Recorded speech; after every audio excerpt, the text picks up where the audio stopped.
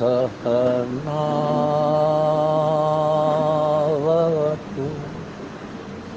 सहनौ भुनक्तु सह वीर्यं करवावहै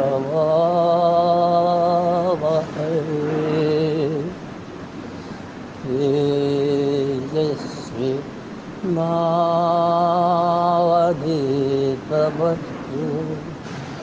मा विद्विषावहै।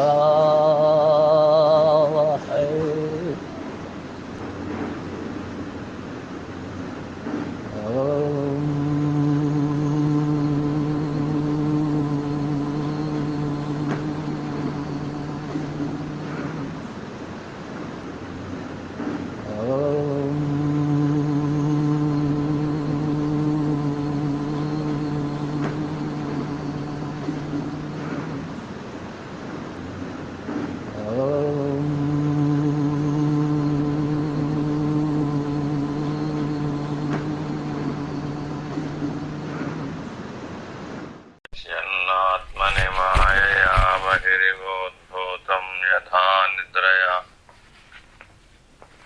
చదవండి. యస్సాక్షాత్ కురుతే ప్రబోధ సమయే స్వాత్మానమేవాద్వయం. చేశాను సార్. తస్మై శ్రీ గురుమూర్తయే నమ ఇదం శ్రీ దక్షిణామూర్తయే. వీటన్నింటినీ కూడా చదవటం కంటే ఆ స్థితిలో ఉండి పాడటం ఉత్తమం అన్నమాట. స్థితిలో ఉంటే తప్ప పాడలేవు. చదవటం ఎవరైనా చదువుతారు. ఆయన తస్మై శ్రీ గురుమూర్తయే నమ ఇదం శ్రీ దక్షిణామూర్తయే. అలా పాడాలి అంటే నీకు ఆ స్థితి ఉండాలన్నమాట. అట్లా ఇంకా దీంట్లో ఆయా స్థితి భేదాన్ని బట్టి ఎవరున్న స్థితిని బట్టి వాళ్ళు పాడతారు. తర్వాత పెంచదా బీజస్యాంత రివాంకురో జగదిదం ప్రాగ్నిర్వికల్పం పునః మాయా కల్పిత దేశకాల కలనా వైచిత్ర్య చిత్రీకృతం మాయావీవ విజృంభయత్యపి మహాయోగీవ యః స్వేచ్ఛయా.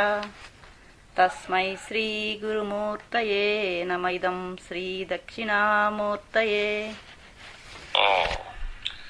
ఇప్పుడు అనంత విశ్వానికి చెబుతున్నాడు కదా, అన్వయం దేనికి చేస్తున్నాడు? విశ్వం ఉన్న స్థితి, విశ్వం లేని స్థితి. ఇప్పుడు వాస్తవానికి ప్రతి ఒక్కరు ఏమనుకుంటున్నారు? అందరూ అనంత విశ్వం ఉన్నది గాను బయలు లేనిది గాను తోస్తోంది. కారణం విశ్వం కనపడుతోంది, బయలు కనపడాలి. ఎవరైతే బయలును దర్శించినటువంటి మహానుభావులు దేశికులు ఉన్నారో వాళ్ళకి ఎలా ఉందట? విశ్వం లేనిది గాను బయలు ఉన్నది గాను తోస్తుంది. కాబట్టి సర్వకాలము వాళ్ళు ఏ స్థితిలో ఉన్నారు? ఎల్లకాలము ఉన్నది బయలు, లేనిది ఎరుక. ఈ ఎరుకకి మూలం ఏమిటి అనేది చెబుతున్నారు. విశ్వం ఉన్నట్టు తోచడానికి కారణం ఏమిటో చెబుతున్నారు. బీజస్యాంతరివాంకురో జగదిదం ప్రాణం నిర్వికల్పం పునః. ఒక బీజం, ఒక విత్తనంలో నుంచి అంకురం ఎట్లా వస్తుంది? అంకురం ఎలా వస్తుందో మనం తెలుసుకున్నట్లయితే, ఒక బీజం నుంచి అంకురం ఎలా వస్తుంది? సమయానికి పరిస్థితులు అనుకూలిస్తే, పంచభూతాత్మకం దానికి సహకారాన్ని అందిస్తే ఒక విత్తనం అంకురించింది.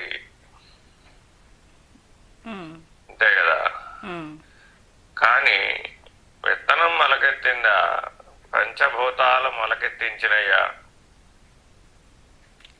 పంచభూతాలే మొలకెత్తించినాయండి.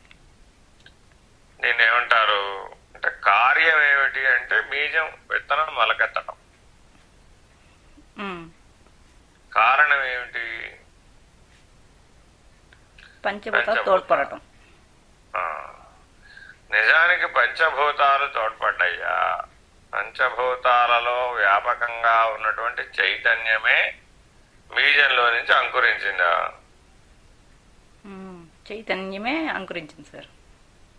ఆ, ఇట్లా ఒకదాని మీద ఒకటి అంటే ఒక కార్యము ఒక కారణము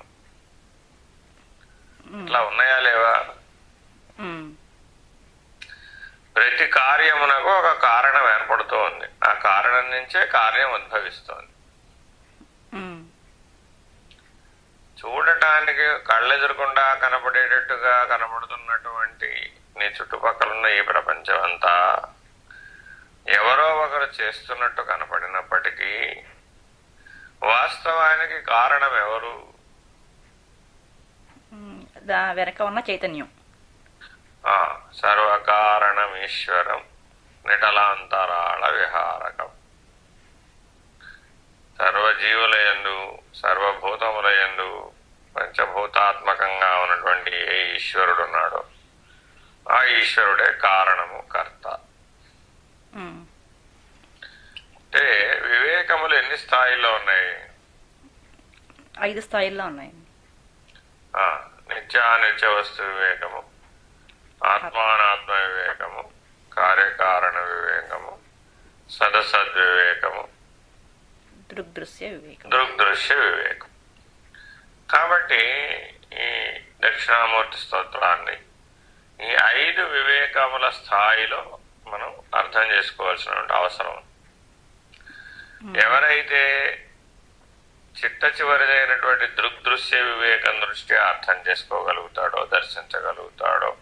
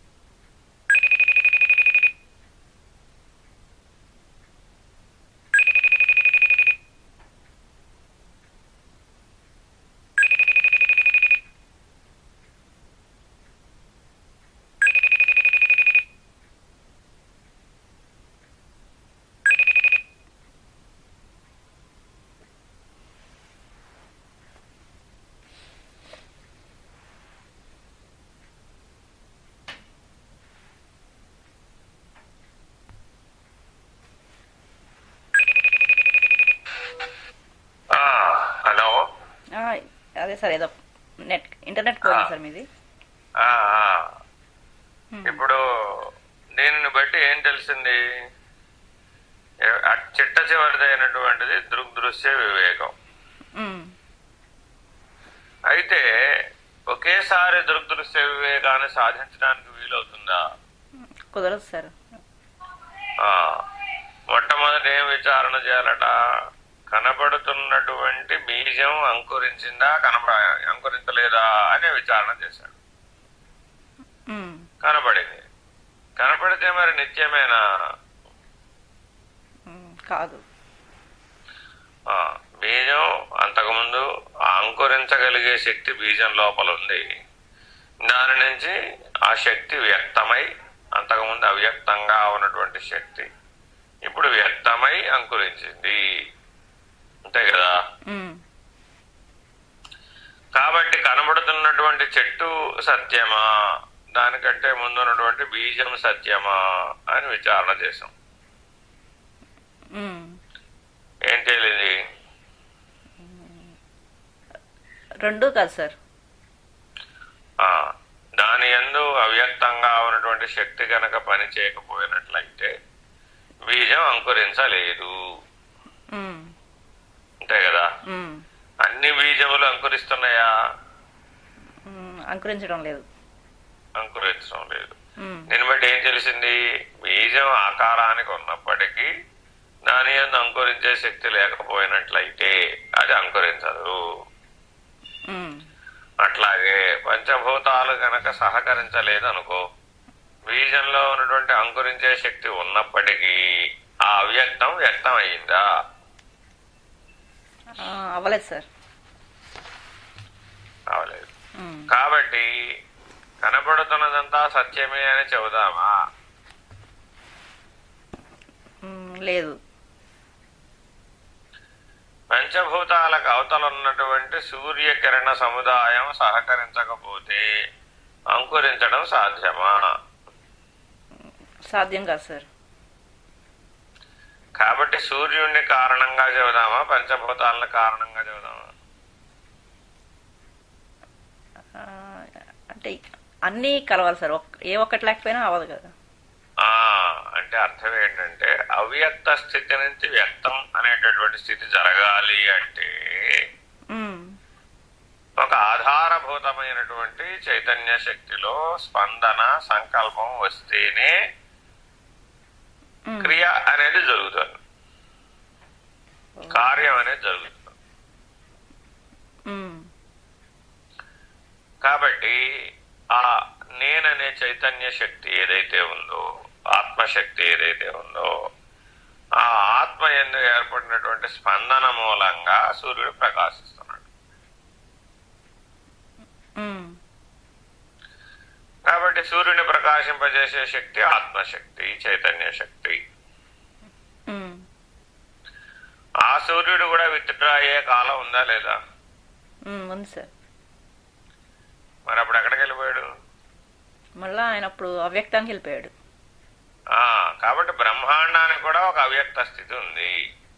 ఉమ్, ఇక్కడ ఎట్లా అయితే పిండాండంలో ఒక బీజం అవ్యక్తంగా ఉందో, ఉమ్, ఆ బీజంలో నుంచి అన్ని మనకూరినప్పుడు వ్యక్తమైనటువంటి అంకురం ఉద్భవించిందో, ఉమ్, అలాగే కాలాంతరంలో బ్రహ్మాండంలో కూడా ఒక అవ్యక్త స్థితి ఉంది.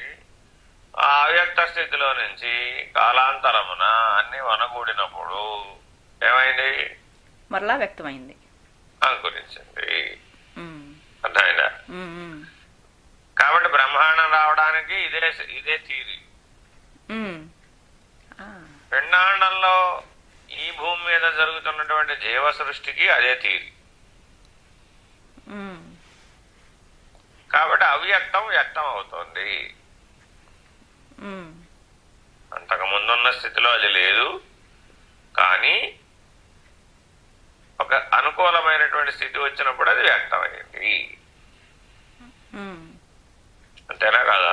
అంతే సార్. ఉమ్, ఈ అనంత కోటి బ్రహ్మాండాలు విశ్వంలో పరిభ్రమిస్తున్నాయా లేదా?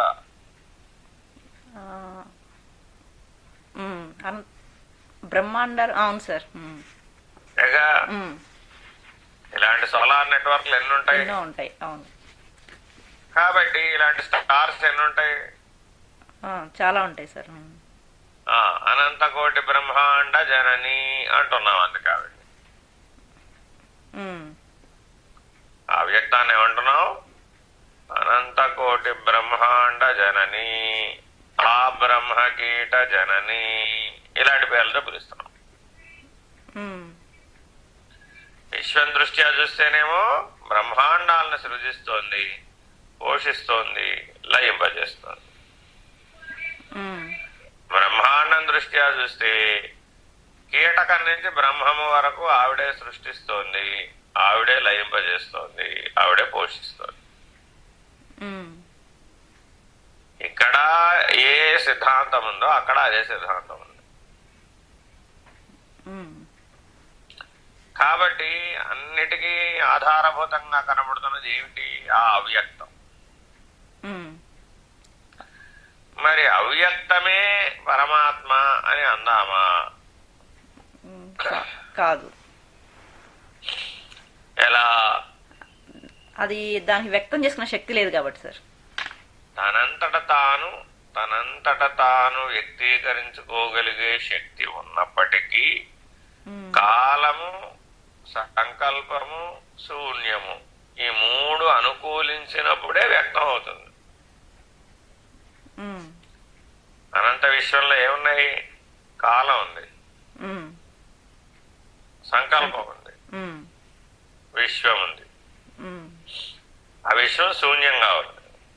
ఉమ్, కాబట్టి శూన్యము, సంకల్పము, కాలము ఈ మూడు ఒక స్థితిలో అనుకూలమైనప్పుడు మాత్రమే ఉమ్, అనంత విశ్వం ప్రకటితం అవుతుంది. ఉమ్, ప్రకటితమైనటువంటి విశ్వంలో మరలా ఇదే ప్రిన్సిపల్ అప్లై, మరలా అవ్యక్తం నుంచి బ్రహ్మాండం ఉత్పన్నమై ఉమ్, మరలా అదే ప్రిన్సిపల్ అప్లై అయ్యి ఒక బ్రహ్మాండంలో జీవ సృష్టి వ్యక్తమైంది. ఉమ్, ఒక జీవ సృష్టిలో మరలా అదే ప్రిన్సిపల్ అప్లై అయ్యి ఒక జీవుడు ఉద్భవించాడు. ఉమ్, ఒక జీవ సృష్టిలో మరలా అదే ప్రిన్సిపల్ అప్లై అయ్యి మరలా మానవుడు ఉద్భవించాడు. ఉమ్, అదే ప్రిన్సిపల్ అప్లై అయ్యి మానవుడు ప్రతిరోజు గాఢ నిద్రావస్థలోకి పోతున్నాడు. ఉమ్, తనను తాను తెలుసుకోలేనటువంటి అవ్యక్త స్థితికే చేరుతున్నాడు. ఉమ్, మరలా వ్యక్తం అవుతున్నాడు. ఉమ్, కాబట్టి నిత్య ప్రళయాన్ని అనుభవిస్తున్నటువంటి మానవుడు ఎవరైతే ఉన్నాడో ఈ జీవుడు, ఈ మానవుడు తనలోకి తాను అవ్యక్త స్థితిలోకి రోజు చేరిపోతూ మరలా మెలకువలో వ్యక్తం అవుతున్నాడు. ఉమ్, ఈ రకంగా అనంత విశ్వ ప్రాదుర్భావం నుంచి మొదలు పెడితే జీవుని యొక్క మెలకువ, కళా, నిద్ర వరకు కూడా ఒకే సూత్రం పోషించబడుతున్నది. ఉమ్, ఏమిటది? బ్రహ్మణోరవ్యక్తః, బ్రహ్మణః అవ్యక్తః, అవ్యక్తాన్మహతో మహదోర్మహదహంకారః, మహదహంకారోదాకాశః, ఆకాశాద్వాయుః, వాయోరగ్నిః, అగ్నయోరాపః, ఆపయోర్పృథ్వీః, పృథ్వీయోరోషధిః, ఓషధియోరన్నం, అన్నం యోర్జీవః. ఇది క్రమశః సృష్టి. ఏ బ్రహ్మాండ స్థితికి చేరినప్పటికీ కూడా, ఏ విశ్వస్థితికి చేరినప్పటికీ కూడా మొదట ఆది అందు ఏమున్నది? అవ్యక్తం ఉన్నది, నిత్య నిర్గుణ నిరాకార బ్రహ్మం ఉన్నది. అది ఎటువంటిదట? గుణరహితమైనటువంటిది. కాబట్టి బ్రహ్మమునందు అవిభాజ్యమైన బ్రహ్మము తన యందు వచ్చినటువంటి సంకల్పము ద్వారా మొదట దేన్ని నెట్టివేసిందట? అవ్యక్తాన్ని నెట్టివేసింది. తానుగా ఉండిపోయింది. సంకల్పము విడివడింది బ్రహ్మము నుంచి.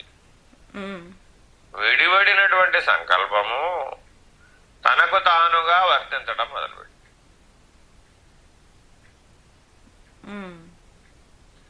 ఇక తనకు తానుగా వర్తించేటప్పుడు దేన్ని సమీకరించుకుంది? కాలాన్ని, శూన్యాన్ని సమీకరించుకుంది. సమీకరించుకొని మరలా ఏం చేసింది? సగుణ బ్రహ్మమును ఉద్భవింపజేసింది. ఆ సగుణ బ్రహ్మములో నుంచి మళ్ళీ అదే ప్రిన్సిపుల్ కదా, మరలా సంకల్పం వ్యక్తమయ్యింది. అది అవ్యక్తాన్ని సృజించింది. మరలా అవ్యక్తం ఏం చేసింది? మళ్ళా కాలము శూన్యాన్ని కలుపుకొని మరలా ఇట్లా ఎక్కడికక్కడ పంచభూత ఆత్మకమైనటువంటి తన్మాత్రలు ఉద్భవించినాయి. ఆ పంచభూతాత్మకమైన తన్మాత్రలన్నీ కలిసి ఒక సగుణ సాకార ఈశ్వరుని తయారు చేసింది. తన్మాత్రల నుంచి సగుణ సాకార ఈశ్వర సృష్టి తయారై ఇంద్రియాధిష్టాన దేవతలన్నీ ఏర్పడ్డాయి.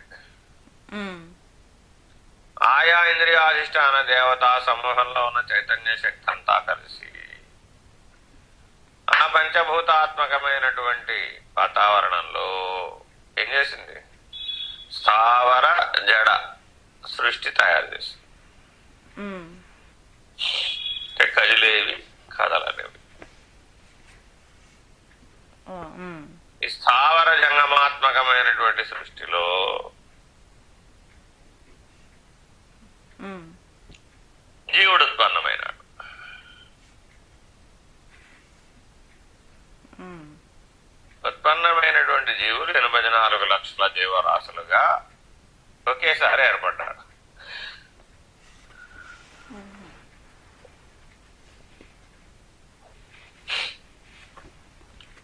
అయితే పరిణామ క్రమంలో ఆయా జీవులు పురోగతిని సాధించడం మొదలుపెట్టినాయి.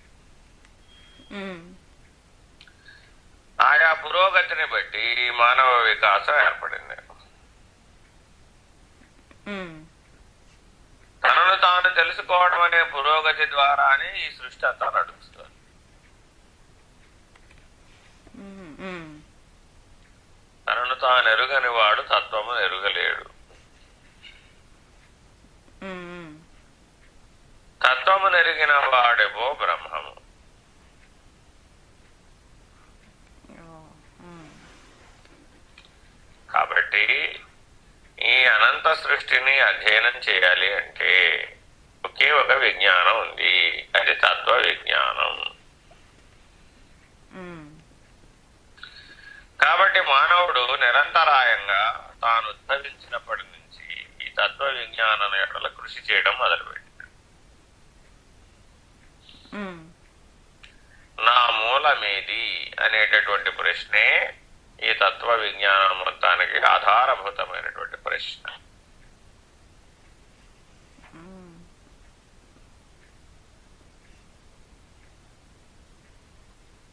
నేనెవరు అన్న ప్రశ్నతో విచారణాక్రమం ప్రారంభమైంది. ఉమ్, నేను అది అయి ఉన్నాను. కోహం అన్నటువంటి ప్రశ్న బీజము. ఉమ్, దానికి సమాధానంగా అన్ని సమాధానాలు చెప్పుకుంటూ వెళ్ళాడు. ఉమ్, నేను అది అయి ఉన్నాను. సోహం స అహం. ఉమ్, కోహం అన్న ప్రశ్నకు సమాధానం ఏం చెప్పాడు? సోహం. సోహం. ఉమ్, ఈ ప్రశ్నకి వేయగా కొంతకాలం తర్వాత నా మూలమేది అన్న యథార్థ ప్రశ్న ఉద్భవించింది. ఉమ్, ఉన్నటువంటి జీవతనువులు 4, వాటి యొక్క వ్యవహార ప్రపంచము, వాటి యొక్క లయస్థితి. అలాగే ఈశ్వర తనువుల యొక్క 4, ఆ 4 యొక్క వ్యవహారము, వాటి యొక్క లయస్థానం విచారణ చేసి చూశాడు. ఉమ్, దర్శించి చూశాడు. ఉమ్, అనుభూతి చెంది చూచాడు. ఉమ్, నిర్ణయించి చూచాడు. ఉమ్, లక్షణంగా గుర్తించాడు. ఉమ్, లక్ష్యమైన బయలును ఆశ్రయించాడు.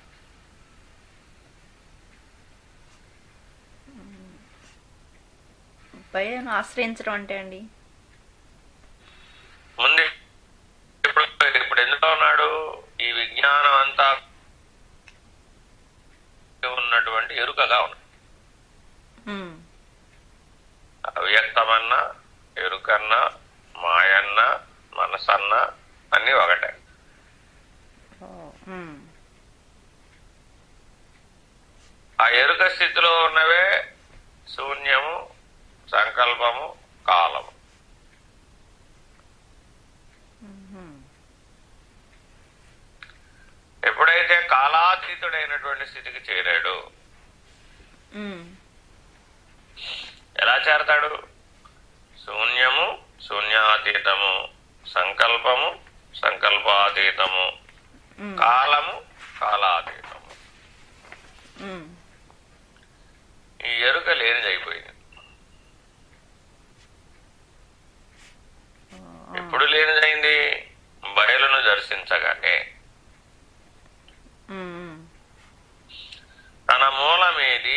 అనేటటువంటి ప్రశ్న కలిగింది.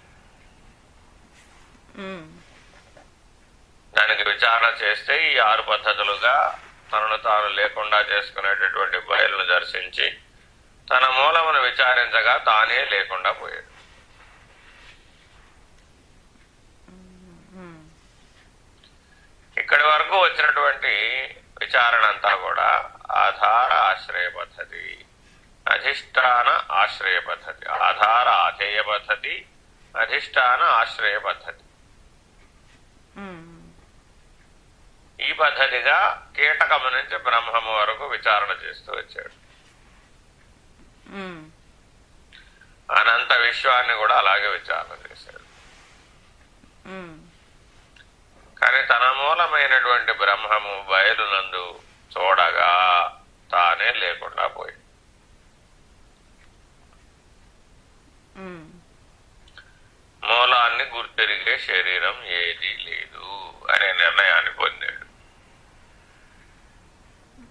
ఉమ్, బీజస్యాంతరివాంకురో జగదిదం. ఒక పోలిక ద్వారా ఉమ్, ఎక్కడి నుంచి ఎక్కడ దాకా చెప్పాడు. ఇప్పుడు ఆ, ఒక విత్తనం మొలకెత్తడానికి ఏ సృష్టి లక్షణం ఆధారమైందో ఉమ్, జీవ సృష్టి జరగడానికి అదే ఆధారం, బ్రహ్మాండ సృష్టి జరగడానికి అదే ఆధారం, అనంత విశ్వం సృష్టింపబడడానికి కూడా అదే లక్షణం. ఉమ్, బీజస్యాంతరివాంకురో జగత్ ఇదం. ఇదం అన్నదాంట్లో అన్ని కలిసి వచ్చేసినాయి. ఉమ్, ప్రాంగ్ నిర్వికల్పం పునః. బ్రహ్మం ఎలా ఉందంటే ఇప్పుడు నిర్వికల్పంగా ఉన్నది. ఉమ్, సహజామనస్క నిర్వికల్ప రాజయోగ సమాధి నిష్ట. ఆ, సహజామనస్క నిర్వికల్ప రాజయోగ సమాధి నిష్ట. అది బ్రహ్మం యొక్క స్థితి, బయలు యొక్క స్థితి. ఉమ్,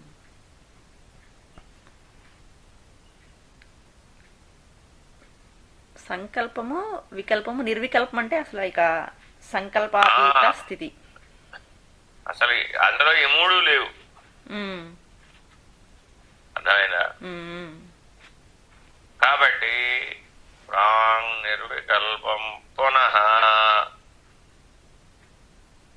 ఉమ్, మాయా కల్పిత దేశ కాల కలనా వైచిత్ర్య చిత్రీకృతం. ఆ, దేని చేత కల్పించబడిందట? మరలా మాయ చేత తనకు తానే సృజించబడి తనకు తానే విస్తరించి తనకు తానే లయించేటటువంటి ఎరుక పద్ధతిగా మాయ తన యందే విశ్వాండమును బ్రహ్మాండమును పిండాండమును సృజించి పోషించి లయింపజేస్తున్నది. మాయా కల్పిత దేశ కాల కలన. 3తో కూడుకొనుంది సృష్టి. దేశము, కాలము, కలన. కలన అంటే కలన అంటే కదలిక. కదలిక అంటే సంకల్పం అని సార్. దేశము, దేశం అంటే శూన్యమే. కాలం సంకల్పం. ఈ 3తో కూడి అంతా జరుగుతోంది. బ్రహ్మం ఎలా ఉందట? ఈ 3కి అతీతంగా ఉంది, ఈ 3 రహితంగా ఉంది. అక్కడ ఈ 3 యొక్క ఉనికి లేదు. కానీ దర్శిస్తున్నది మానవులందరూ కూడా, ఆశ్రయిస్తున్నదంతా కూడా ఈ దేశము, కాలము, కలన అనే 3 పరిమితులకు లోబడినటువంటి దానిని మాత్రమే ఆశ్రయిస్తున్నారు.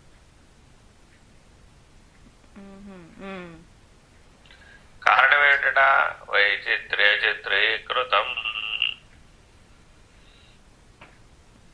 ఇప్పుడు చూసారు చూసింది రేపటికి ఉండదు, ఉమ్, నిరంతరాయంగా మార్పు చెందుతుంది. ఉమ్, ఇవాళ అంకురించిందమ్మా, రేపటికి 4 ఆకులు వేసింది, ఆ తర్వాతకి 16 ఆకులు వేసింది, ఆ తర్వాతకి పుష్పించింది, ఆ తర్వాతకి ఫలించింది, ఉమ్. ఆ తర్వాతకి మళ్ళీ రాలిపోతుంది, పండిపోయి మళ్ళా రాలిపోయి ఉమ్, మళ్ళా బీజములు అంకురించినాయి, ఉమ్, మళ్ళా బీజములు, మళ్ళా ఈ ప్రాసెస్ ఏమన్నా మారిందా? మారలేదు సార్. అలాగే 84 లక్షల జీవరాశులు ఉమ్,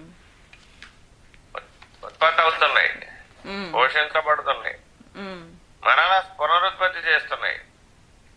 ఉమ్, అదే మాయ చేతే రక్షింపబడుతుంది, దాని అందే లయం అయిపోతుంది.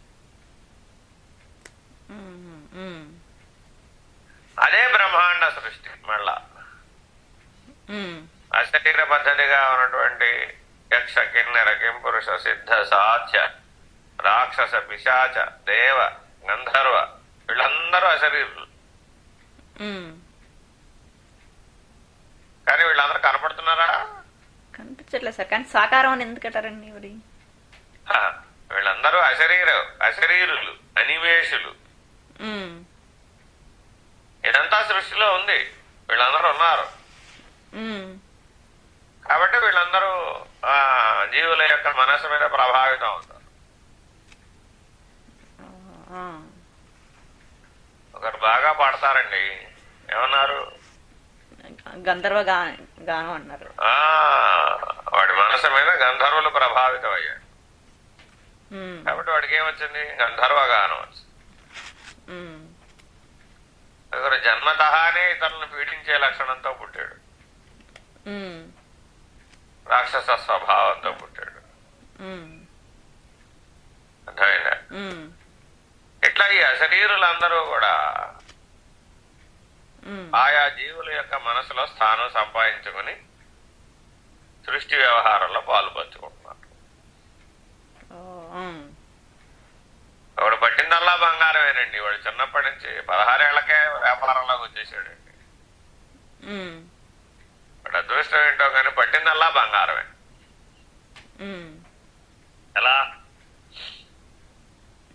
పూర్వజన్మ సుకృతం అంటాం కదండి మనం అని అంటాం, అది కామన్ వర్డ్ అనమాట. ఉమ్, కానీ వాడి మనసునందు ఎవరు స్థానం సంపాదించాడంటే యక్షుడు, కుబేరుడు యక్షుడు అనమాట. ఆ, ఉమ్, ఇట్లా అనేక రకాలైనటువంటి కర్మకాండలు పుట్టినాయి. ఉమ్. ఎవరిని అనుగ్రహం చేసుకోవడానికి? ఇప్పుడు యక్ష కిన్నెర కింపురుష సిద్ధ విద్యాధర సాధ్య రాక్షస పైశాచిక దేవతా సమూహములను స్వాధీనపరచుకోవడానికి, ఆవాహన చేయడానికి, ఆ రకమైనటువంటి ఫలితాలను సృష్టిలో పొందటానికి రకరకాలైనటువంటి కర్మకాండలు పుట్టినాయి. కాబట్టి ఆ రకమైన మంత్రాలు, ఆ రకమైన జపాలు, ఆ రకమైన హోమాలు, ఆ రకమైన యజ్ఞాలు, ఆ రకమైన యాగాలు, ఆ రకమైనటువంటి సాధనలన్నీ పుట్టినాయి. వీటన్నింటి ద్వారా ఏమవుతావు మహా అయితే?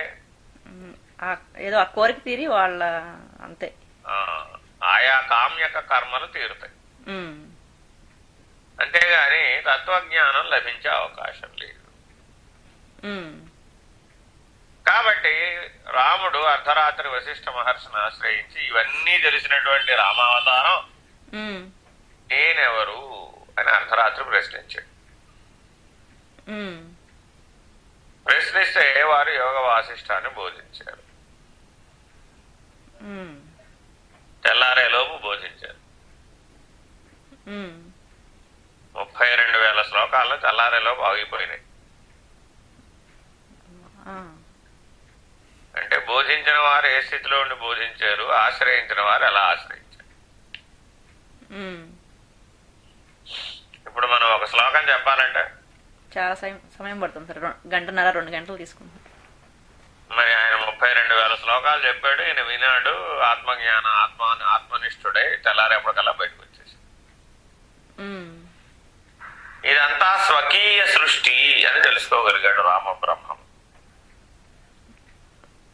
స్వకీయ సృష్టి. అంటే అర్థం ఏంటట? మాయా కల్పిత దేశ కాల కలనా వైచిత్ర్య చిత్రీకృతం బీజస్యాంతరివాంకురో జగదిదం నిర్వికల్పం పునః మాయా కల్పిత దేశ కాల కలనా వైచిత్ర్య చిత్రీకృతం. ఈ సత్యాన్ని గ్రహించాడు. తానెవరు? అఖండ అనంత నిర్వికల్ప నిర్విశేష నిరాకార చిద్బ్రహ్మాది రూపుడు. తన స్వరూపం ఏమిటి? జ్ఞానస్వరూపం. అఖండ అనంత నిర్వికల్ప నిర్విశేష నిరాకార బ్రహ్మము. కాబట్టి ఆ నిర్వికల్ప స్థితిలో ఉన్నటువంటి బ్రహ్మమునకు ఏది అంటటల్లా, ఏది తోచటల్లా. తన ఉనికిని తానే గుర్తించకుండా ఉన్నాడు.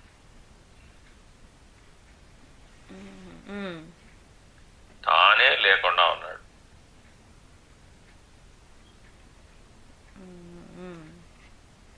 నాహం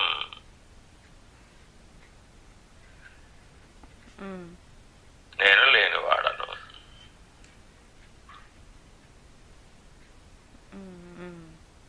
సోహం అన్నప్పుడు ఎలా ఉన్నాడు? నేను అది అయి ఉన్నాను, నేను ఇది కాదు. తత్వమసిలో త్వం నేను కాదు, నేను అది అయి ఉన్నాను. తత్ స్వరూపుడనై ఉన్నాను. కాబట్టి నేను ఇది కాదు, నేను అది అనేటటువంటి ఆధార ఆధేయ పద్ధతిగా, అధిష్టాన ఆశ్రయ పద్ధతిగా తన యొక్క అంతర్ముఖ ప్రయాణాన్ని పూర్తి చేశాడు. కానీ తన మూలాన్ని తాను గుర్తెరిగేటటువంటి స్థితిలో పడ్డప్పుడు తానే లేనివాడయ్యాడు.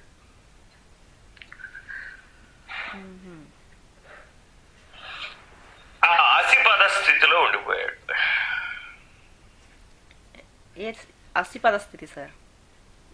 తత్వమసిలో తత్వము ప్రధానమా, అసి ప్రధానమా? అసి ప్రధానం అండి.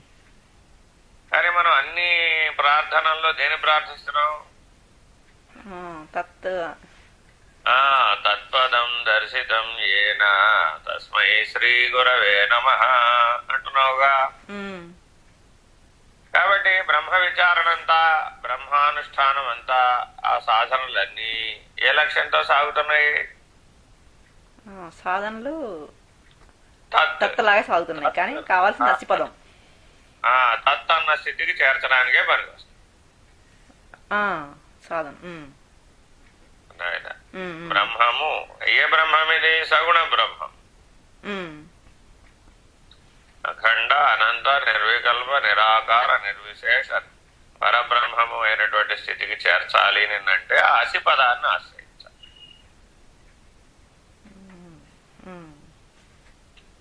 పరబ్రహ్మ స్థితిలో బ్రహ్మము యొక్క, మాయ యొక్క, సగుణ నిర్గుణ స్థితుల యొక్క ఛాయ లేదు. ఇప్పుడు చదువు మళ్ళా సార్. ఇప్పుడు సగుణము లేదు, నిర్గుణము లేదా సార్? అంతేగా మరి. ఒకటి ఉంటే ఒకటి ఉంది.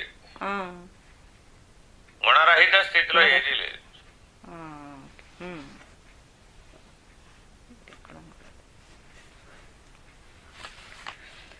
బీజస్యాంతరివాంకురో జగదిదం ప్రాక్ నిర్వికల్పం పునః మాయా కల్పిత దేశ కాల కలనా వైచిత్ర్య చిత్రీకృతం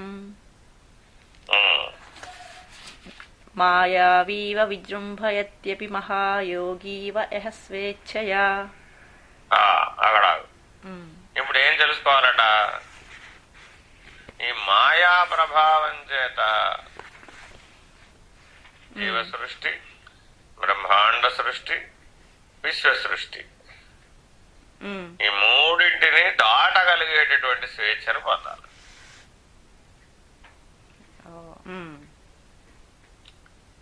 మోక్షము అంటే అర్థం ఏమిటి? స్వేచ్ఛ. స్వేచ్ఛ. ఎటువంటి స్వేచ్ఛ? మూడు పిండాండము, బ్రహ్మాండము, ఈశ్వరాండం మూడింటిని దాటగలిగింది. మూడింటిని దాటినటువంటి స్థితి, అవతల ఉన్నటువంటి స్థితి. తత్పరంచావలోకయేత్ అనేది సూత్రం అన్నమాట. తత్తుకు పరమైనటువంటి స్థితి యందు దర్శనం పొందాలి.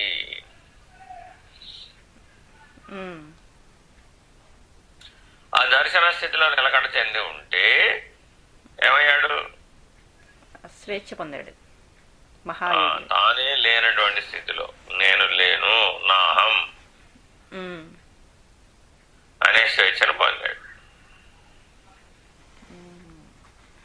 ఉండుట అనేటటువంటిది అయితే జీవ సృష్టిలో గాని, లేకుంటే బ్రహ్మాండ సృష్టిలో గాని, లేకుంటే విశ్వ సృష్టిలో గాని భాగమై ఉంటుంది.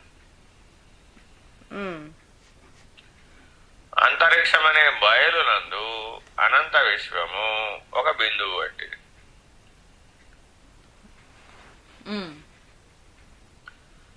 మళ్ళా అనంత విశ్వమునందు బ్రహ్మాండము బిందువు వంటిది. మరలా అనంత బ్రహ్మాండమందు జీవుడు బిందువు వంటివాడు.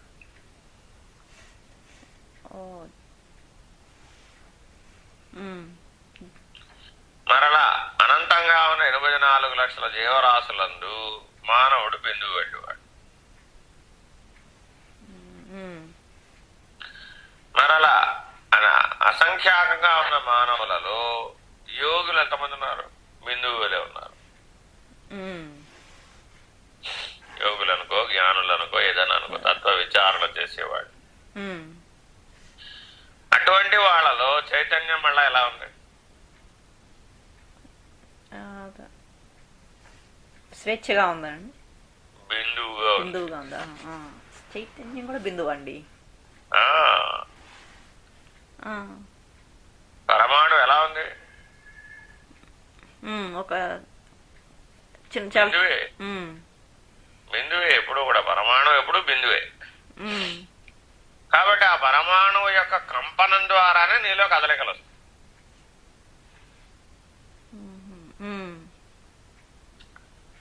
కదలికలను గమనిద్దామా, పరమాణు స్థితిని గమనిద్దామా? పరమాణు స్థితినే గమనించారండి. కదలికలు అంటే మారిపోతుంటాయి కదా. పరమాణు స్థితి మరల జీవ సృష్టి మొత్తానికి కూడా ఒకటేగా. మరల అదే పరమాణు స్థితి పంచభూతాత్మకమైన బ్రహ్మాండ సృష్టికి కూడా ఒకటేగా. అదే పరమాణు స్థితి అనంత బ్రహ్మాండములను సృజించిన విశ్వానికి కూడా ఒకటేగా. కాబట్టి మౌలికంగా ఏమైనా భేదం ఉందా? ఏం లేదు సార్. మాయావీవ విజృంభయత్యపి మహా యోగీ వయస్వేచ్ఛయా. ఈ రకంగా తెలుసుకున్నటువంటి యోగి మాయ నుంచి విముక్తమవుతున్నాడు.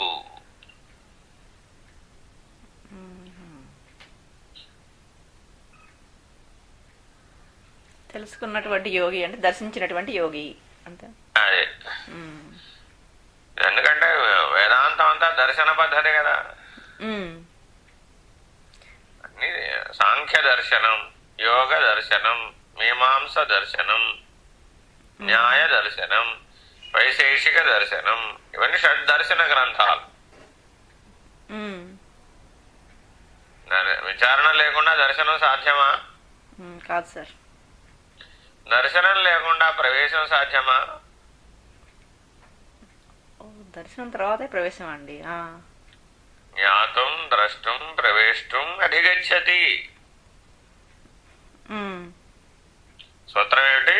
జ్ఞాతం ద్రష్టం ప్రవేష్టం అధిగచ్చతి. జ్ఞాతం విచారణ చేసి తెలుసుకున్నావు. అన్నిటినీ ఆయా స్థితులను దర్శించావు. ఉమ్, దర్శించిన స్థితులలో ప్రవేశించావు. ఉమ్, ప్రవేశించి అనుభూతి నిర్ణయ ప్రమాణం కూడా జరిగిపోయింది. ఉమ్, లక్షణంగా మిగిలిపోయావు. ఆ, లక్ష్య స్థితిలోకి చేరిపోయావు. ఉమ్, అధిగచ్చతి దాటిపోయావు.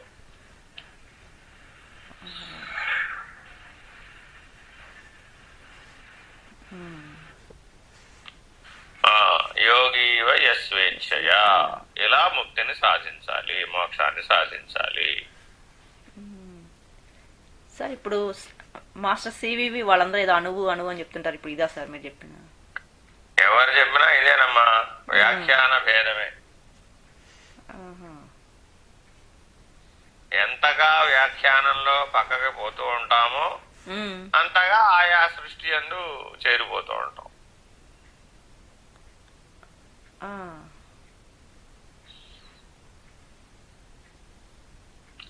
కాబట్టి కృష్ణుడు ఏం చెప్పాడు? నాయన ఇదంతా ప్రజ్ఞా సూత్రము అనే దాని మీద, ఒకే సూత్రం మీద నడుస్తోంది. ఉమ్, ఆ పరమాణువులన్నీ ప్రజ్ఞా సూత్రం మీద నడుస్తున్నాయి. ఉమ్, కాబట్టి స్థితప్రజ్ఞుడవు కా. ఓ, ప్రజ్ఞ అంటే అట్ట వచ్చింది. ఉమ్, కాబట్టి దాన్ని పట్టుకుని నువ్వేమవ్వాలి? జీవుడు ఆత్మస్వరూపుడు అవ్వాలి, ఉమ్, ఆత్మస్వరూపుడు బ్రహ్మస్వరూపుడు అవ్వాలి, బ్రహ్మస్వరూపుడు పరబ్రహ్మ నిర్ణయాన్ని పొందాలి. స్థిత ప్రజ్ఞ అంటే ప్రజ్ఞాస్థితిలో ఉన్నవాడు అంతే సార్. ఈ నాలుగు ఒకే ప్రజ్ఞ మీద ఆధారపడి ఉన్నాయి. ఉమ్, జీవుడైనా, ఆత్మ అయినా, బ్రహ్మ అయినా, పరబ్రహ్మమైన ఉమ్, ఉమ్, ఇవన్నీ ఒకదాని మీద, ఒకే సూత్రం మీద ఉన్నాయి. ఉమ్, అయితే నువ్వు ఈ సూత్రం మీద నడక సాగిస్తే తొందరగా చేరతావు. ఉమ్, అదే ఎక్కడికక్కడ బయటికి పోయావు అనుకో, ఆ, అప్పుడు ఎంత టైం పడుతుంది మళ్ళీ తిరిగి రావడానికి? మళ్ళా తిరిగి రావాలి, మళ్ళా మొదలు పెట్టాలి. మళ్ళా కథ మొదలై మామూలే. ఉమ్, ఏమండి మీరు బీజస్యాంతరివాంకురు అన్నారు కదా, ఉమ్, ఈ భూమి మీద ఎన్ని మొక్కలు ఉన్నాయో, ఎలా మొలకెత్తుతున్నాయో పరిశోధించి చూసి వస్తాను అన్నాడు ఆవిడ.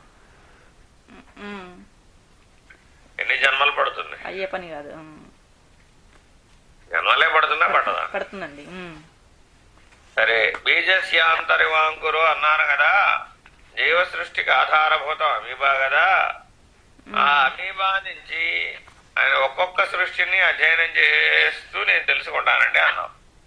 ఉమ్, అప్పుడేమైంది? అప్పుడు ఇంకా ఎన్నో కొన్ని లక్షల జన్మలు వెళ్ళిపోతాయి. 84 లక్షల. లక్షలో పుట్టిపోయి పుట్టిపోయి పుట్టిపోయి పుట్టిపోయి అనుభవించి పుట్టిపోయి అనుభవించి సాక్షివై అధిగమించి ఎదుగుతూ ఎదుగుతూ ఎదుగుతూ వచ్చావు. ఉమ్, అట్లా వచ్చావు. మానవ జన్మ బహుదుర్లభం. ఉమ్, ఈ విచారణ అంతా పూర్తి చేసి మానవుడు అయ్యావు. ఉమ్, ఓ, మరి మరి జంతువునాం నరజన్మ దుర్లభం కదా, ఉమ్, మరి అటువంటి మానవ జన్మ లభించింది. ఏమిటి దీంట్లో విశేషం అంటే ప్రజ్ఞ అధికంగా ఉంది ఇందులో, ఉమ్, వివేకం అధికంగా ఉంది, జ్ఞానం అధికంగా ఉంది అంటున్నావా లేదా? ఉమ్, ఎలా వచ్చిందట? ఈ ప్రజ్ఞా సూత్రమును పట్టుకోగలిగేటటువంటి శక్తి మానవ. ఉమ్, కానీ మానవుడైన వాడు మళ్ళీ ఏం చెప్తాడ? అది పట్టుకోకుండా మళ్ళా జన్మలు ఎత్తున్నాడు తప్ప. ఏ ప్రజ్ఞా సూత్రమును ఆత్మ బ్రహ్మ పరబ్రహ్మ అనేటటువంటి కడపటి నిర్ణయానికి చేరి మోక్షమును అధివసిస్తాడో, ఉమ్, ఆ మోక్ష పదమును లక్షించకుండా ఉమ్, ఎక్కడికక్కడ ఏమవుతున్నాడు? మళ్ళా ఆయా జీవ సృష్టి ఎందు గాని, ఆ ఆత్మ చైతన్య సృష్టి ఎందు గాని, ఆ బ్రహ్మ యొక్క సృష్టి ఎందు గాని, ఆ పరబ్రహ్మ నిర్ణయాన్ని పొందక ముందే విక్షేపమును పొంది ఆయా సృష్టిలందు ఏకత్వాన్ని చెందుతున్నాడు. ఉమ్, ఎక్కడికక్కడ ఇదే లక్ష్యం అనుకుంటాడు, ఉమ్, ఎక్కడికక్కడ ఇదే గమ్యం అనుకుంటాడు. ఉమ్, ఎక్కడికక్కడ ఇదే నా జీవితం ధన్యత చెందిపోయింది అనుకున్నాడు. ఎందుకని కింది దాంతో పోల్చి చూసుకున్నాడు. ఉమ్, కింది దాంతో పోల్చి చూసుకుంటే ఉత్తమమే, ఉమ్, ఉమ్, కానీ నువ్వు సాధించవలసిన లక్ష్యాన్ని కదా చూసుకోవాల్సింది. ఉమ్, కాబట్టి ఎప్పటికప్పుడు పైకి చూడాలా కిందకి చూడాలా? పైకి చూడాలి సార్. అందుకనే మన వాళ్ళు ఏమన్నారు, ఎయిమ్ హై. ఉమ్, ఎయిమ్ లో ఉంటే లాభంలా. ఉమ్, నేను అమీబా కంటే బెటరా కదండి అంటే ప్రయోజనం ఏముంది? అవును. ఉమ్, కాబట్టి మానవుడు ఎలా తెలుసుకోవాలంటే ఇప్పుడు ఈ సృష్టి మొత్తాన్ని బీజస్యాంతరివాంకురో జగదిదం ప్రాంగ్ నిర్వికల్పం పునః మాయా కల్పిత దేశకాలకలనా వైచిత్ర్య చిత్రీకృతం మాయావీవ విజృంభయత్యపి మహాయోగీవ యస్వేచ్ఛయా. తస్మై అక్కడ దాకా వచ్చాం. తర్వాత తస్మై శ్రీ గురుమూర్తయే నమ ఇదం శ్రీ దక్షిణామూర్తయే. పరబ్రహ్మస్వరూపుడైనటువంటి ఆ దక్షిణామూర్తి యొక్క అనుగ్రహం చేత నీవు కూడా పరబ్రహ్మ పదమును, ఆ లేనెరుక స్థితిని, ఆ బయలు స్థితిని, ఆ అనంతము అనేటటువంటి స్థితిని, ఆ పరతత్వ స్థితిని, ఆ పరమాత్మ స్థితిని పొందుము. కాబట్టి ఈ స్థితిని సాధింపజేయాలి అంటే, నువ్వు అనుభవింపజేయాలి అంటే, అధిగత్యదన స్థితికి చేరాలి అంటే ఎటువంటి గురువును ఆశ్రయించాలి? ఇప్పుడు దక్షిణామూర్తి అంటే గురువుని ఆశ్రయించాలి. తస్మై శ్రీ గురుమూర్తయే నమైనం శ్రీ దక్షిణామూర్తయే. కానీ మరి దక్షిణామూర్తి మాట్లాడరు కదా సార్, మౌనంగా చెప్తారు. అది అర్థం చేసుకోవాలి కదా. మరి పరతత్వం పరబ్రహ్మ స్థితిలో విశ్వానికి అవతల అంతర్స్థితిలో ఉన్నటువంటి వాడి దగ్గర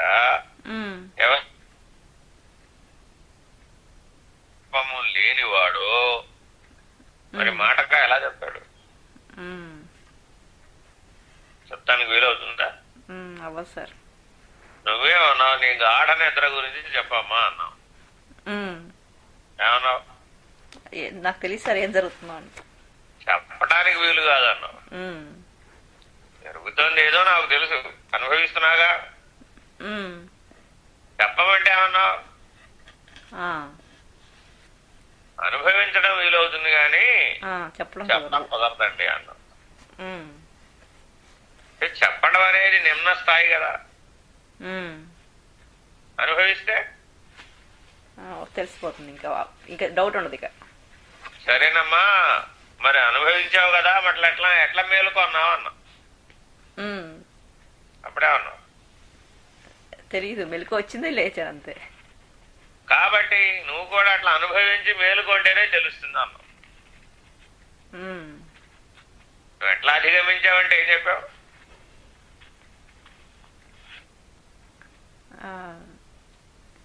స్పందన వచ్చిందంటే, సంకల్పం వచ్చింది, లేచేసానంతే. ఏనా కాదు? ఇప్పటి వరకు నిద్రాణంగా ఉన్నావా లేదా? నిద్రాణంగా ఉన్న చోట ఏమొచ్చింది? స్పందన వచ్చింది. స్పందన వ్యక్తమైంది. వ్యక్తమైంది మళ్ళా సృష్టిని సంకల్పించింది. సంకల్పించిన సృష్టి మరల నీకు దర్శనంగా వచ్చింది. దర్శనంగా వచ్చింది, సాధన సాధ్యంగా ఇంద్రియాలలోకి దిగొచ్చేసింది. ఇంద్రియాల్లోకి దిగొచ్చేసింది, విషయ విచారణాక్రమంగా వచ్చేసింది. విషయ విచారణాక్రమంగా వచ్చేసింది, క్రియా కార్యక్రమంగా వచ్చేసింది. ఇప్పుడు మేలుకొన్నాం. మరి నీ లోపల ఈ ప్రక్రియ అంతా జరగలేదా? అన్ని ఒక్క సెకండ్ లో కూడా జరిగింది. మరి దాని కాల ప్రమాణం ఎంత? అంతే, సెకండ్ కూడా ఉందో ఇంకా తక్కువే ఉందో. మరి ఏ దేశంలో జరిగింది? నా నిద్ర నుంచి ఆ మెలకు ఆ శూన్య నేను లేను. ఆ దేశం ఏమిటి? నేను లేను. ఏ నేనైతే ఇదంతా చేస్తున్నాడో ఆ నేను లేని శూన్యంగా ఉన్నావు. ఆ, తర్వాత చెప్పిందంతా ఏ నేనైతే చేస్తున్నాడో ఉమ్, ఆ నేను లేని శూన్యంగా ఉన్నావు. ఉమ్, ఆ శూన్య స్థితిలో ఒక స్పందన, ఉమ్, ఆ స్పందనకి పట్టిన కాలం. ఉమ్, మూడింటి కంటే ముందు నువ్వు లేవా? ఉమ్. ఉన్నాను సార్. మరి వాడేవాడు? వాడు లేనివాడు. ఆహా, వాడు లేనేరు. ఉమ్, కాబట్టి తురియాతీతంలో మేలుకున్న వాడికి లేనేరుక. ఆహా, ఆ, అదే తురియంలో మేలుకున్నావు అనుకో, ఈ మూడింటిని తెలుసుకోవటం. ఉమ్, శూన్యం, దేశము, కాలము, కలన అనే మూడింటిని గుర్తించడమే తురియం అంటే. ఓహో, ఆ, దీనికి అవతల ఉన్నటువంటి దానికి లక్షిస్తున్నప్పుడు తురియం. ఉమ్, మరి ఇప్పుడు తురియాతీతంగా ఉండాలా, తురియంలో ఉండాలా? ఉమ్. తురియాతీతంగా ఉండాలి. కానీ అసలు నీకు తురియమే అనుభవంలో లేదుగా. లేదు. ఉమ్, కానీ విడగొట్టి చూపెడితే ఏం కనపడింది? విడగొడితే సంకల్పం కనిపిస్తోంది, అన్ని ఉన్నాయి. ఇట్లా తెలుసుకోవడాన్ని ఏమన్నారు? విచారణ, జ్ఞాతం. జ్ఞాతం. ఇది నీ రోజువారీ జీవితంలో నువ్వు దర్శించాలి. ఓహో, సదా మూడవస్థలలో కూడా ఎప్పుడూ పనిచేస్తున్నది ఇప్పుడు ఏమిటి? ఆ దేశము, కాలము, కలన. దాని తర్వాతే మిగిలినవన్నీ వస్తున్నాయి. ఏగా మీ ఆయన కనపడాలమ్మా. మీ ఆయన కనపడ్డా? ముందు దానికి సంబంధించిన స్పందనలు ఉంటేనే కనపడ్డాడు. ఆ స్పందనల కంటే ముందే ఉంది లోపల ఒక గుర్తుంది. దేశము, కాలము, కలన. ఆ మూడింట్లో ఉన్నప్పుడు మీ ఆయన కనపడ్డా? లేదు. మరి ఎడిపోయాడు? అవ్యక్తంలో కలిసిపోయాడు. అర్థమైందా? అందులో ఒక స్పందన రాగానే వ్యక్తమైంది. వ్యక్తమైనాక అది కాదు, దాని పనే చేయడం మొదలుపెట్టింది.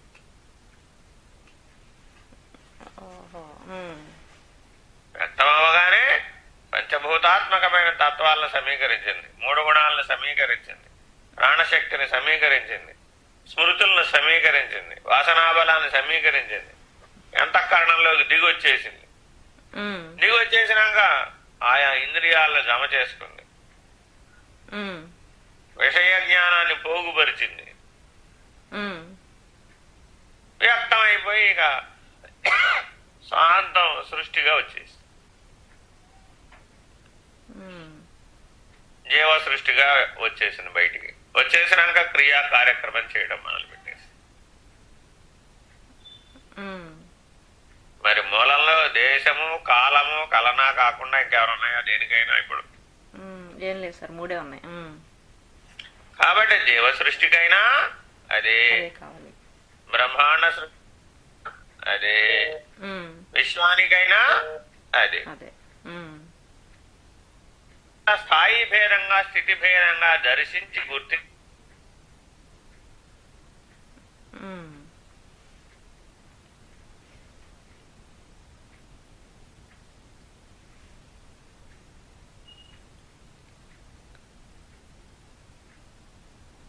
ఈ చతుర్విధ సృష్టి ప్రక్రియలకి అతీతంగా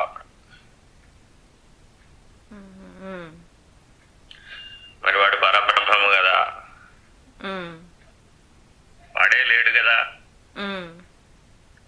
కాబట్టి చతుర్విధ సృష్టిలకు సంబంధించినటువంటిదంతా మాయా స్వరూపం కదా.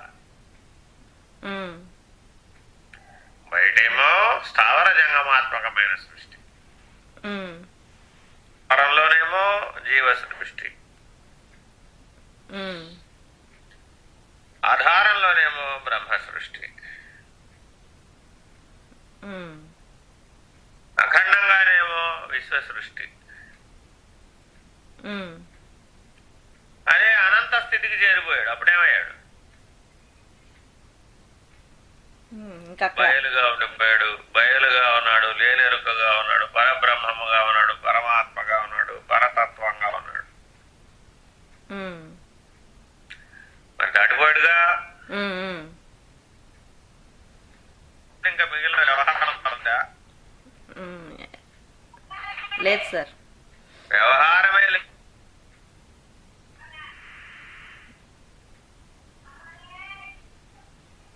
ఉమ్, కాబట్టి ఉత్పత్తి స్థితి లయములను దాటిన వాడైపోయాడు. ఉమ్, ఉమ్, త్రిపుటి ద్విపుటి రెండు ఉంటాయి. ఉమ్, త్రిపుటులను దాటితే బ్రహ్మం, ఉమ్. ద్విపుటిని దాటితే పరబ్రహ్మం. ఓహో. త్రిపుటిని దాటి బ్రహ్మం, ద్విపుటిని దాటితే పరబ్రహ్మ. పరబ్రహ్మం. కాబట్టి ఎప్పటికప్పుడు ఇలా సాధారణ ఈ 4 స్థాయిలలో అంతా, ఈ 5 వివేక స్థాయిలలో చక్కగా విచారణ చేసి ఉమ్, తెలుసుకొని జ్ఞాతం ద్రష్టం ప్రవేష్టం గచ్చతి అనేటటువంటి పద్ధతిగా ఎవడైతే చేరాడో వాడేమయ్యాడు? మహాయోగి అయ్యాడు. ఆ మహాయోగి వయస్వేచ్ఛయా ఉమ్, దీని నుంచి ముక్తి మోక్షాన్ని పొందాడు, జన్మరాహిత్య స్థితికి చేరుకున్నాడు. ఉమ్. కాబట్టి అంటే జన్మరాహిత్య స్థితిని పొందాలి అంటే ఎటువంటి గురువును ఆశ్రయించాలి? దక్షిణామూర్తిని ఆశ్రయించాలి. తస్మై శ్రీ గురుమూర్తయే నమైదం శ్రీ దక్షిణామూర్తయే. ఉమ్. సార్ ఇప్పుడు అవ్యక్తాన్ని అసలు వ్యక్తం కాకుండా చేయగలుగుతామండి? చేయలేమండి? దాని పని అది ఎప్పుడూ చేస్తూనే ఉంటుంది. మనం అందులో గుణాలతో వెళ్లకుండా ఉండాలంతే, రమించకుండా ఉండాలి. ఉమ్, నిరసించగలిగే స్థాయికి చేరితే అప్పుడు అవ్యక్తంలోని స్థితం రాదు. ఉమ్, ఉమ్. అలాగే. జై బాబా. జై బాబా. Thank you sir.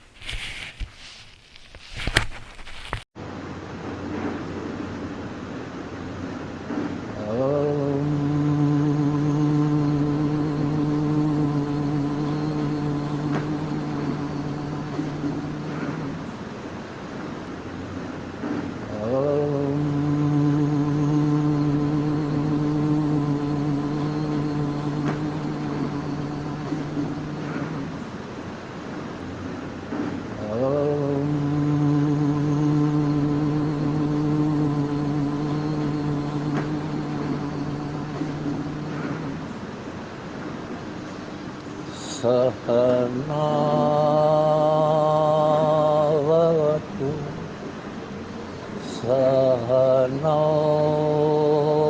भुनक्तु सह वीर्यं करवावहै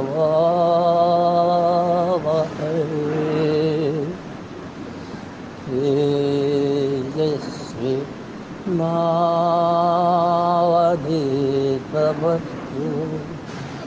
मा विद्विषावहै।